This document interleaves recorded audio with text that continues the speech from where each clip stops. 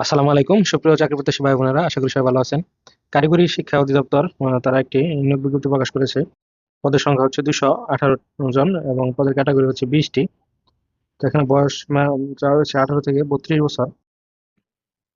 আবেদন শুরুর তারিখ হচ্ছে 13 নভেম্বর 2025। অলরেডি আবেদন শুরু হয়েছে। আজকে আমরা দেখবো কিভাবে আবেদন করতে পারবেন। তো আবেদন করার আগে আমরা একটু সার্কুলারটি দেখে নিই, অফিসিয়াল সার্কুলার যেটা আছে। অফিসিয়াল সার্কুলারটা একটু নিচে গুলো পাওয়া যাবে। এই যে এটি হচ্ছে অফিসিয়াল তাদের নিয়োগ বিজ্ঞপ্তিটি। 11 তারিখে প্রকাশিত হয়েছে। তো এখানে 1 নম্বরে আছে ফার্মাসিস্ট। পদের সংখ্যা হচ্ছে 2টি। কোনো স্বীকৃত বোর্ড হতে মাধ্যমিক স্কুল সার্টিফিকেট বা সমান পরীক্ষা উত্তীর্ণ সহ ডিপ্লোমা ইন ফার্মেসি কোর্স থাকতে হবে। 2 নম্বরে আছে হিসাব রক্ষক, 13তম গ্রেড। এটির জন্য স্বীকৃত বিশ্ববিদ্যালয় হতে বাণিজ্য অনুষদভুক্ত যে কোনো বিষয়ে 2য় শ্রেণী সম্মান সিজিপিএ থাকতে হবে।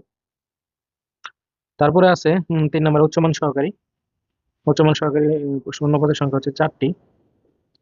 এটির জন্য শিক্ষাগত যোগ্যতা চাওয়া হয়েছে কোনো স্বীকৃত বিশ্ববিদ্যালয় হতে অনন্য 2য় শ্রেণী বা সমমানের সিজিপিএ তে স্নাতক। 4 নম্বর আছে ইউডিএ ডাটা প্রসেসর, কাম ডাটা প্রসেসর। পদের সংখ্যা হচ্ছে 1টি। তো সার্কুলারটি ভালোভাবে বোঝা যাচ্ছে না, এখানে লিখে দেওয়া আছে, এটা আমরা দেখেছি আগে, তাহলে বুঝতে সুবিধা হবে। তো এখানে দুঃখ পর্যন্ত আসছিলাম মনে হয় নাকি। ইউডিএ কাম ডাটা প্রসেসর, পদের সংখ্যা 1টি।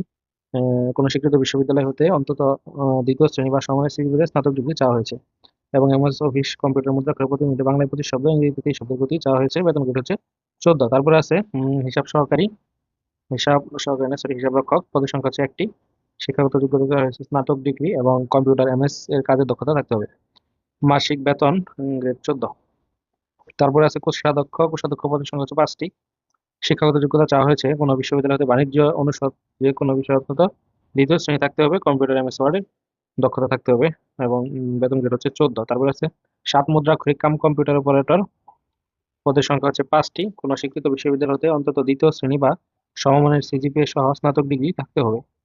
কম্পিউটার ব্যবহারে দক্ষতা স্ট্যাটিস্টিক্সে প্রতি মিনিটে বাংলায় 45 শব্দ ও ইংরেজিতে 70 শব্দ। কম্পিউটার মুদ্রা করে বাংলায় 30 শব্দ, ইংরেজিতে 30 শব্দের গতি থাকতে হবে। বেতন গ্রেড হচ্ছে 14।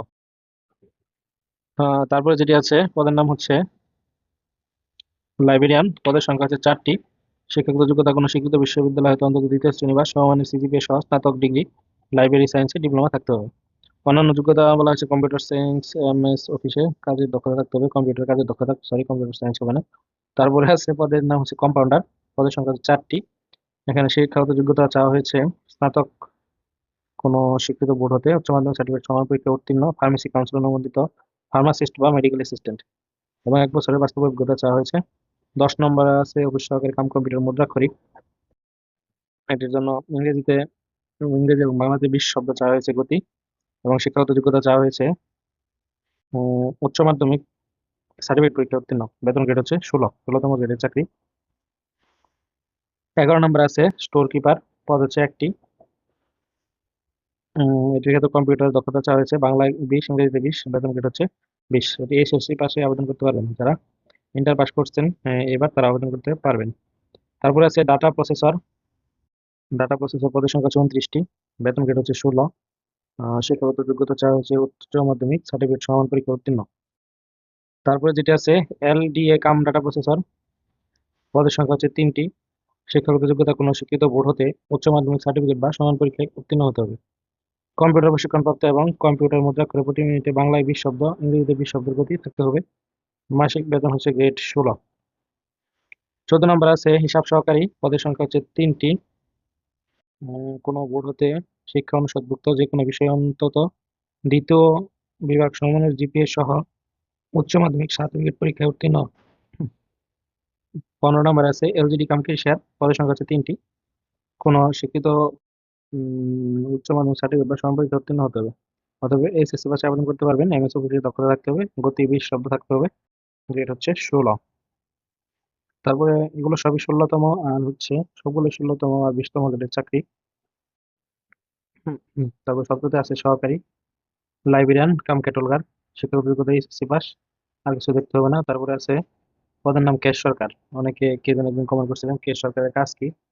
কেশ সরকারের কাজ আসলে কি এটা আমি নিজেও জানি না, তবে কেশ সরকারের কাজটা এরকম, অনেকটা অফিস সহকারী মতো কাজ করে আর কি। এই গ্রেড হচ্ছে 18। বেতন স্কেল 8,800 থেকে 21,310 টাকা। তারপরে আছে ক্লিনার। ক্লিনার পদের সংখ্যা হচ্ছে 8টি, গ্রেড 19। কোনো স্বীকৃত বোর্ডে প্রাথমিক শিক্ষা ট্রেডে মাধ্যমিক স্কুল সার্টিফিকেট ভোকেশনাল বা সমান পরীক্ষা উত্তীর্ণ, মাধ্যমিক স্কুল সার্টিফিকেট পরীক্ষা উত্তীর্ণ 6 মাস মেয়াদী কোর্স প্রশিক্ষণ প্রাপ্ত, মাসিক বেতন এত। ক্লিনারের জন্য কি ভোকেশনাল চাওয়া লাগে না? প্রাথমিক শিক্ষা ট্রেডে। 20-এ আছে অফিস সহায়ক, পদের সংখ্যা হচ্ছে 96টি, শিক্ষাগত যোগ্যতা চাওয়া হয়েছে কোনো স্বীকৃত বোর্ড হতে মাধ্যমিক স্কুল সার্টিফিকেট বা সমান পরীক্ষা উত্তীর্ণ, বেতন গ্রেড 20। তারপর আছে কারিগরি অধিদপ্তরে নিয়োগ আবেদনের জন্য শর্তাবলী। কি কি শর্তে আপনারা আবেদন করতে পারবেন? আবেদন শুরু হচ্ছে 13 নভেম্বর, আবেদন শেষ হচ্ছে 15ই ডিসেম্বর, নাকি? তো চলুন আমরা আজকে ওয়েবসাইটে প্রবেশ করে দেখি কিভাবে আবেদন করতে হয়।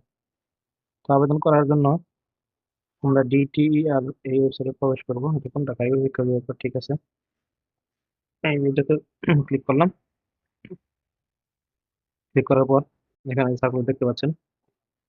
দুইটা সার্কুলার আছে, একটা হচ্ছে 13/2/2025, সেটা আমাদের প্রিভিয়াস সার্কুলার, এটা অনগোয়িং হচ্ছে। উপরেরটাতে ক্লিক করলাম, সেটা রেগুলেশন স্টার্ট হয়েছে, রেগুলেশন ফর্মে ক্লিক করলাম।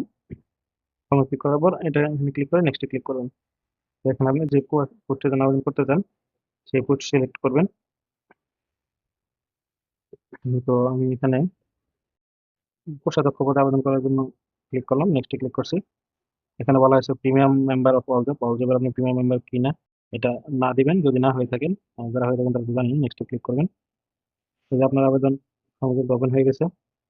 তো এটা আমি এখন পূরণ করে দেখাবো না, এখানে বলে দিব আপনাদের কি কি পূরণ করতে হবে। এখানে দেখতে পাচ্ছেন অ্যাপ্লিকেশন নেম, আপনি নিজের নাম বাংলা লিখবেন, বাবার নাম, মায়ের নাম যদি। তারপরে রিলিজন আছে, জেন্ডার, ন্যাশনাল আইডি নাম্বার দিবেন, বা বার্থ রেজিস্ট্রেশন, পাসপোর্ট এগুলো থাকলে দিবেন, না থাকলে দেওয়ার প্রয়োজন নাই। Present address, permanent address same দিয়ে এখানে টিক দিয়ে দিবেন একটা লিখে। তারপর এডুকেশন ব্যাকগ্রাউন্ড দিবেন।